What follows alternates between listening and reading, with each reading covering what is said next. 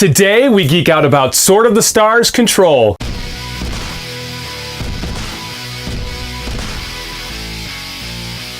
Hey guys, what's going on? This is Lee with Geek City USA, and today we're here to talk about Sword of the Stars Control. Now this is by Kerberos Productions, and it's a science fiction themed card game where you are trying to control planets or trying to knock your opponents off of a planet so that you can own that planet and gain the most points and win. I'm going to take you over here, I'll show you how the game plays, and then we will come back and I'll give you our thoughts on the game. Alright guys, so this is Sword of the Stars Control.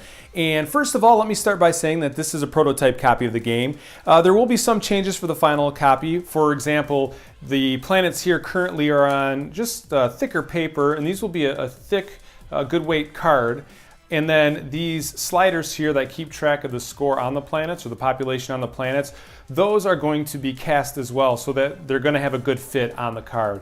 And then also these cubes here you are not going to receive in the game. As you take control of planets, you will actually physically move them in front of you. Just for the sake of the video, to prevent shuffling all the stuff around, I just gave each player some cubes so that way we can identify who owns a planet at any given time. So heads up on that one, that'll be a little bit different obviously, those won't be in the game. Okay, so I've started to set up for a 3-player game here. You see, you deal each player 3 cards. Now, what you do is you count out 30 cards, and these are going to be the bottom of the deck, and you're going to take this ceasefire card, and you're going to shuffle this into the 30 cards. So this way, you don't know exactly when the end of the game is going to happen. So you shuffle these up really good, and then you're going to put them at the bottom of the stack here. And then this will be your draw pile for the game going forward. Now each player is also going to get one of these cards, and these are the Special Ops reference cards, and these tell you what each of the Special Ops cards does. There's a lot of special cards in this game that kind of add some flavor to the gameplay, and this tells you, it gives you a good rundown of what these do.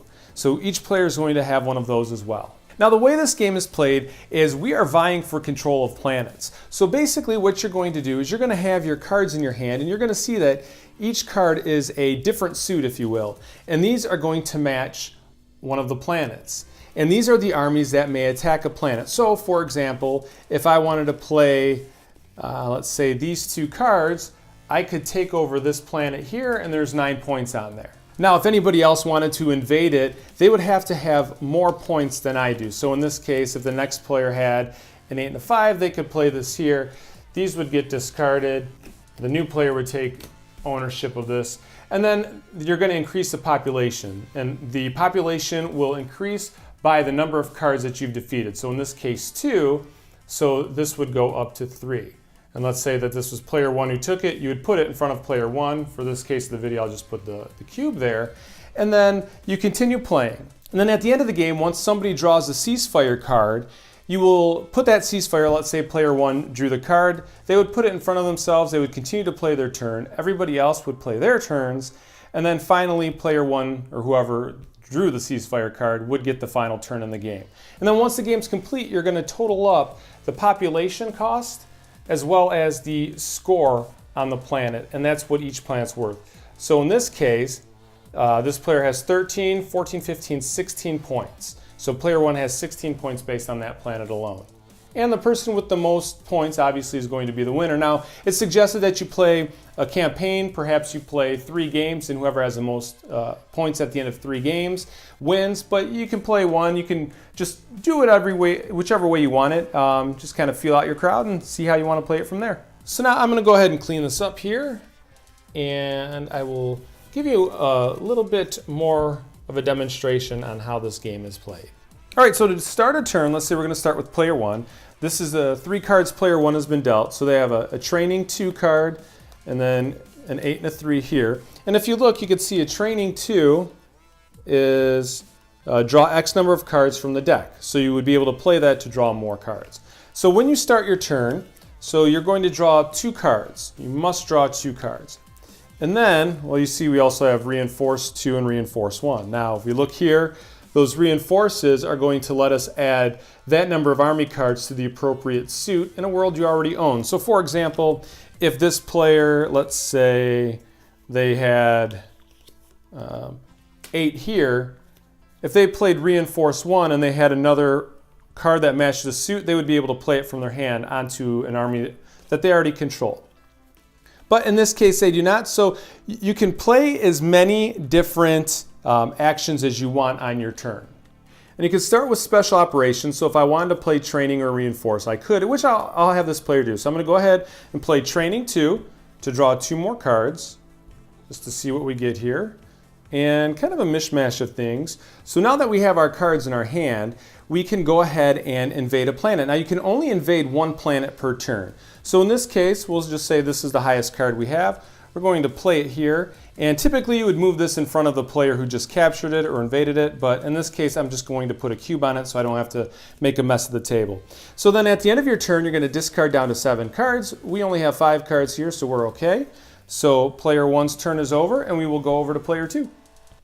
Now here's what we have for player 2 right now. So we have an Espionage 1. So Espionage, if you look here, it's on this side. It's really nice.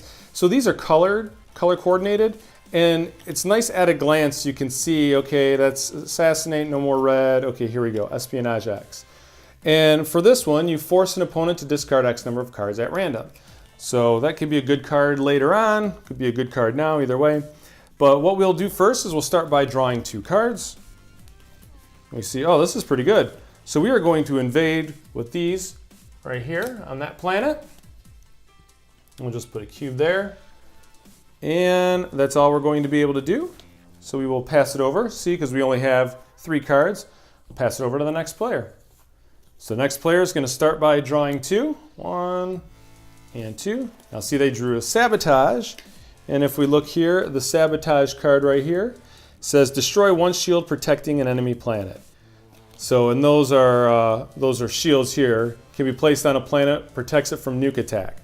So that'll be good to hold on to. So in this player here, we have 15 points here. So player 3 is going to invade there. And then we have 3 cards, so we're good. Straighten those out a little bit. Now we can go back to player 1. And player 1 can draw, or has to draw, 2 more cards. Let's see if we have something exciting that we can do. We'll play this training card again to draw 2 more cards. Now see, this comes in handy. Now we can play this Reinforce 1. So this lets us reinforce an area we already control. So player 1 can take this and play it right there. And that just increased the amount of protection that they have on that planet. And now if they choose to invade, well, we have 10 here, but we can't beat them there. So we will invade, let's just say they go here and put 1, 2, 3, 4, 5 cards. It's the end of their turn. We'll go over to player 2. And player 2 can draw 2 cards. And let's see, what do we want to do with player 2? We can't do, well, because we can't use that because the 7 can't beat the 11. Same here, that's going to be no good over there. So we'll just play the 4 here. Oops. Why didn't you tell me I needed to move that down, huh?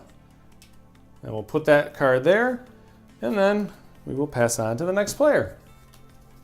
Player 3 has these 3 cards. Draw 2. And, okay, so perfect example. So we are going to invade. So we're going to invade this planet that player 1 has.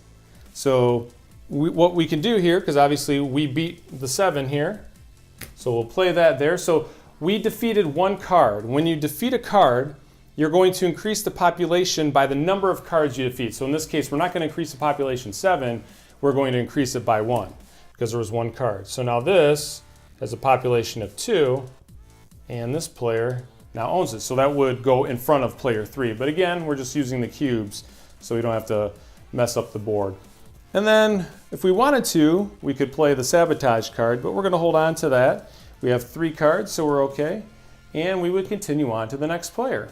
Now basically we would continue on again until somebody ends up drawing the Sabotage card, which I'm going to show you even though I shuffled it in here. It should be in the bottom half, the Ceasefire. So now that we have the Ceasefire card, if we drew that, let's say player 1 drew that, we would do 1 more round of gameplay. Player 1 would take their turn, 2 and 3, and then back to player 1. So that way we would total up our points. So like here, for example, player 3 would have 16 because we have the 14 here plus 2.